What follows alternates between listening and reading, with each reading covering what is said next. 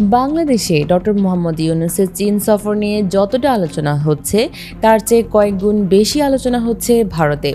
কারণ এই সফরে গেম চেঞ্জার বেশ কয়েকটি চুক্তি হওয়ার সম্ভাবনা তৈরি হয়েছে।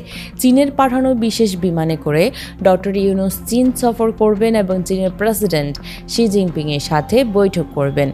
ভারতের গণমাধ্যমগুলো প্রতিনিয়ত এই সফরের সংবাদ প্রকাশ করে যাচ্ছে, বিশেষত বাংলাদেশের চীনের সাথে সামরিক চুক্তি, সাবমেরিন আমদানি বা যুদ্ধবিমান কেনার বিষয়টি নিয়ে। ডক্টর ইউনূসের এই সফর কতটা গুরুত্বপূর্ণ তা বাংলাদেশের বর্তমান প্রেক্ষাপটে অন্য যে কোনো সময়ের তুলনায় অনেক বেশি প্রভাবশালী। বাংলাদেশের সক্ষমতার উপর ভর করে বর্তমানে দেশটি মাথা উঁচু করে দাঁড়াচ্ছে।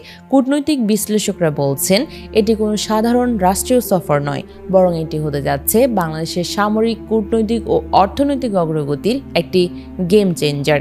প্রধান উপদেষ্টা চীনের হাইনান প্রদেশে অনুষ্ঠিত সম্মেলনে যোগ দেবেন।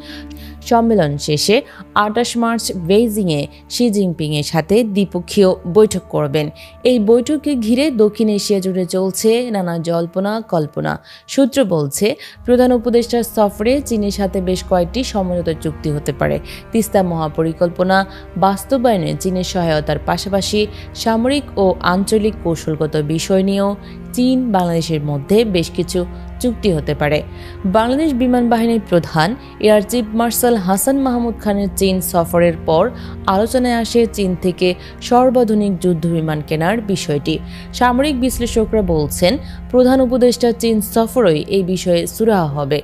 কয়েকদিন আগে বাংলাদেশের চীনের রাষ্ট্রদূত ইয়াও ওয়েন জানিয়েছিলেন চীন বাংলাদেশকে অস্ত্র বিক্রি করতে আগ্রহী। এছাড়া যুদ্ধবিমান কেনার বিষয়ে আরও পাকাপোক্ত ইঙ্গিত পাওয়া গেছে। হংকং ভিত্তিক চীনা সংবাদ মাধ্যম সাউথ চায়না মর্নিং পোস্ট এক প্রতিবেদনে জানিয়েছে, পুরনো যুদ্ধবিমানগুলো আধুনিকায়ন করার বিষয়টি বিবেচনা করছে বাংলাদেশ। ওই প্রতিবেদনে উল্লেখ করা হয়েছে, চীনের তৈরি জেড-এনসি যুদ্ধবিমান সম্ভবত একটি বিকল্প হতে পারে। এছাড়া বাংলাদেশ বিমান বাহিনী আধুনিকায়নের প্রথম ধাপে 16টি জেড-এনসি যুদ্ধবিমান কেনার কথা ভাবছে। তবে পর্যবেক্ষকরা মনে করছেন 4.5 প্রজন্মের মাল্টি রোল যুদ্ধবিমান কেনা বাংলাদেশের জন্য ব্যয়বহুল হবে এবং এটি চীন ও ভারতের মধ্যে উত্তেজনা বাড়ানোর ঝুঁকিও তৈরি করতে পারে।